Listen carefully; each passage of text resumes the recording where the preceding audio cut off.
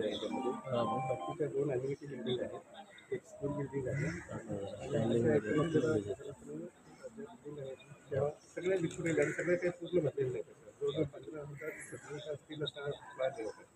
5,470 एकच झाले होते. तर आता हे 1600 जर गेले तर आणखी फार कमी जातील होते. 5,000च्या वरती आसपास जातील. तुम्ही जे स्थलांतर करणार हो त्यानंतर विचारच्या उरला हो त्या वेकंट राहणार आणि ते स्कॅटर वेकंट करणार ते आपण एकत्र करणार तर त्या पूर्ण बिल्डिंगचे वेकंट करून आपण सील करून ठेवणार त्यांची काही घुसखोरी होऊन नये किंवा तिथं आपल्या सोयीसुविधा आपल्या हो तिथं सर मध्यंतरी काय झालं होतं आता महानगरपालिकेला आपल्या आपल्या कर्मचाऱ्यांना पण आपण देण्याची आगे आ जाओ नहीं पुढे या ना पुढे ना काही लोकांनी त्यानंतर आपल्याला ह्याचं हे काय करायचं प्रशासन वगैरे नाही पाहिजे असं आहे की तुम्ही मला जे काय सांगितलं त्याच्यामध्ये प्रदूषणाच्या बाबतीत एका पटकरणी कोर्टात डिस्ट्रिब्युशन ज्याला धरून कोर्टाने असा निर्णय दिला की या सगळ्या लोक हलवा त्याच्यापैकी 1600 लोक तुम्ही आता हलवता आता ह्या सगळ्या तुम्ही सील करणार बरोबर सुरुवातीला आपल्याकडे जो रिपोर्ट गेला होता कोर्टाला वगैरे आपल्या इम्प्लिमेंट डिपार्टमेंटकडून कन्सल्टंट अपॉइंट करता येईल स्टडी करतील आपल्या इन्व्हायरमेंटचा कारण इथं सगळ्या आजूबाजूला सगळे लोकवस्ती आहेत तसे आपल्याकडे कदाचित त्यावेळेला काही व्यवस्थित प्रेझेंटेशन घडत असेल आता आपण तो स्टडी करून पुन्हा हे लोकांना हे करतोय की कशी परिस्थिती नाही त्याच्यातून मिळाले नहीं आता असं आहे हाँ ये जो बता रहे हैं इसके बारे में पिछले 10 सालों में बहुत कुछ हो चुका है और BPCL है ना शायद इसकी वजह से ये इतना ज़्यादा पॉल्यूशन है कि आम आदमी की ज़िंदगी कम होती है इसको अपन रोक नहीं सकते तो अभी उससे जिस वक्त ये शुरू हो रहा था तभी माहौल गाँव आने का विरोध था इतना बड़ा इलाका जो है पैसा दिया गया और उसके बाद इसका कोई यूज़ नहीं है स्थिति क्या है इतनी गंदगी है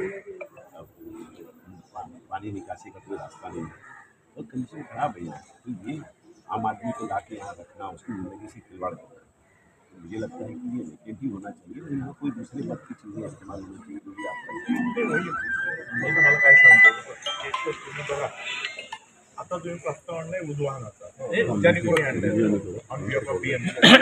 असं आहे की ते माणसंच राहणार नाही तर त्याचा उपयोग काही नाही दुसरं असं आहे की कोर्टाची आजची परिस्थिती काय आहे तुम्ही काय कोर्टाला केलं हे सगळं तुम्ही आम्हाला कॅबिनेटमध्ये सांगायला अशा वेळी आपण एक काम करेंगे यहाँ के गिने चुने लोग अंडर कॉर्पोरेटर लीडरशिप इनको हम बुलाएंगे एक जॉईंट मीटिंग करेंगे पण मला असं वाटतं की जर हीच परिस्थिती कायम होणार असेल तर इकडे खर्च करून काय उपयोग नाही आहे इकडच्या एवढ्या ज्या सदनिका आपण मानल्या आहेत त्या जर अशा सील राहणार असतील तर त्याचा पर्याय काय हा आपल्याला प्रशासनामार्फत काढायला पाहिजे आणि माझा आजचं हे असं आहे की मग इथे खर्च करून तरी काय उपयोग आहे इथे माणसंच राहणार नाही आहे इथे इन्फ्रास्ट्रक्चर नावाची गोष्टच नाही आहे इथे प्रदूषण एकदम हाय लेवलला आहे त्याला आपण आटोक्यात आणू शकत नाही तुम्ही असं सांगताय की परिस्थिती काहीतरी सुधारली काय सुधारली त्याला don't know right now court काय सांगतंय तेही महत्त्वाचं आहे मॅटर सबज्युडिश आहे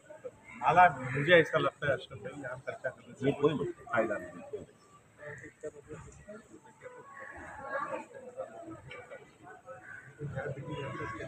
तोपर्यंत तरी सुविधा देणे गरजेचं आहे अशा प्रकारचा प्रस्ताव मला वाटतं दिलेला आहे की ज्या मर्यादित आहे आणि मला वाटतं 1 वर्ष मेंटेनन्सच असं आहे बोला तुम्ही सांगा साहेब आता मी बोलू का जरा एक मिनिट यांना बोलू दे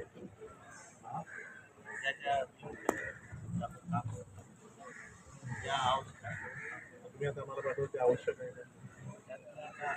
सगळं मी सर एक त्यांची मागणी आलेली होती त्यांनी सगळं रायटिंग होतं की अनेक खाली येत आहेत तर त्याचा अजून 4-5 महिने लागतील आम्हाला ते करायचं तर ते म्हटलं की ठीक आहे आम्ही ते सगळं मॅनेज करतो पण जोपर्यंत आहे ते 3-4 महिन्यामध्ये आपल्याला ते त्यांना लाईट पाणी दिलं पाहिजे.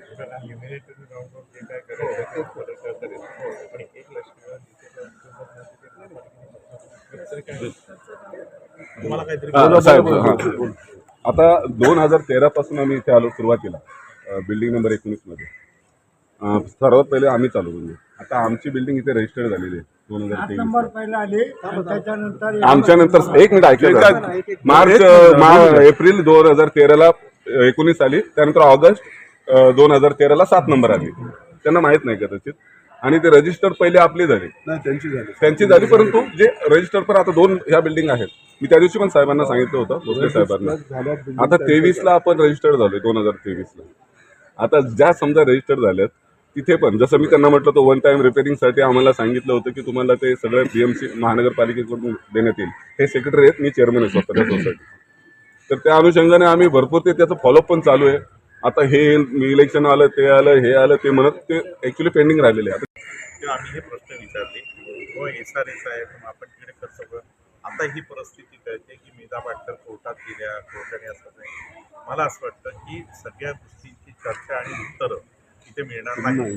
तुमच्यापैकी एक ठराविक लोक की ज्यांना सगळं माहिती आहे आणि तुमच्या नगरसेविका नाही आणि तुम्ही एक दिवस मी तुम्हाला या 10 दिवसात देतो. नाही त्यामध्ये जर अजून सरना बोलू देता.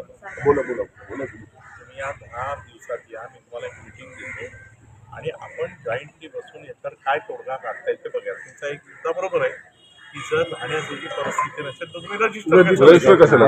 आता याच्यामध्ये 2 भाग आहेत. एक तर राहण्याजोगी परिस्थिती निर्माण करा, अदरवाईज बाकीचे काहीतरी पर्याय शोधा. समजले की कोर्टात काय परिस्थिती आहे ती आम्हाला बघावी लागेल. की तुमच्याकडे कोर्टाचं आता सगळं वर्डिक्ट आहे हेड ऑफिसला आहे.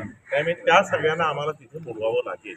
त्यामुळे तुम्ही एक 10 जण 15 जण असे बोलून स्टँडिंग और तुमच्या समोर आम्ही सगळी चर्चा करू. एक लक्षात ठेवा, निवडणूक झाल्यानंतर 2 महिने झाले, स्टँडिंग कमिटी आली किंवा कॉर्पोरेशन आलं म्हणून आम्ही या गोष्टींची चर्चा करू शकतो. अदरवाईज आम्हाला याच्यातलं काही माहिती नव्हतं. बरोबर. त्यामुळे तुम्ही एक 15-20 जणांचा ग्रुप ठेवा ज्याला सगळी माहिती आहे आणि तुम्ही तिथे तुमचे विषय मांडा. त्याच्यामध्ये ॲडिशनल कमिशनर असतील, त्याच्यात आपण तोडगा काढण्याचा प्रयत्न करू. चालेल.